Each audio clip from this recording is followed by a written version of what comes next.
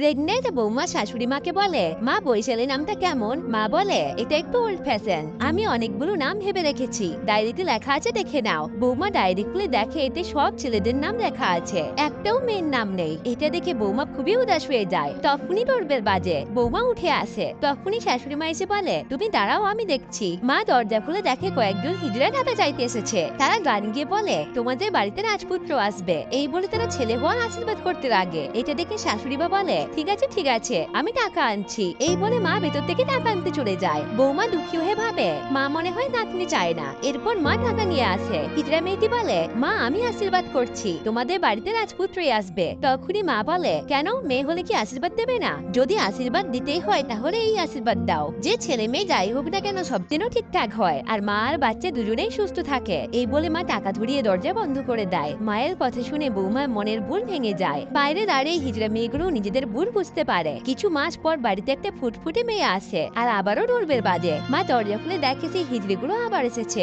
মা হেসে বলে, রাজপুত্র নয়, বাড়িতে রাজকন্যা এসেছে। এটা শুনে হিজড়িগুলো খুশি হয়ে যায়। মা খুশি হয়ে বলে, আমাদের ভাগ্য ভালো, তাই আজ আমি তোমাদের খুশি হয়ে বেঁচে দেবো। এটা শুনে হিজড়ি মেয়েটি ইমোশনাল হয়ে বলে, ভাগ্য তোমার এই নাতনির ভালো যে তোমার মতো মানুষের বাড়িতে জন্ম নিয়েছে, আর আজ আমি নিতে নয় বরং দিতে এসেছি। এই টাকা দিয়ে একে ভালো কিছু কিনে দিও, আর বলো যে মাসি দিয়েছে। এটা শুনে মা আর বৌমা খুবই ইমোশনাল হয়ে যায়। এরপর হিজড়ে মেয়েটি নিজের হাতে বাচ্চার হাতে টাকা দিয়ে তাকে আশীর্বাদ করে। সত্যি মেয়ে সন্তান হলো ঈশ্বরের আশীর্বাদ।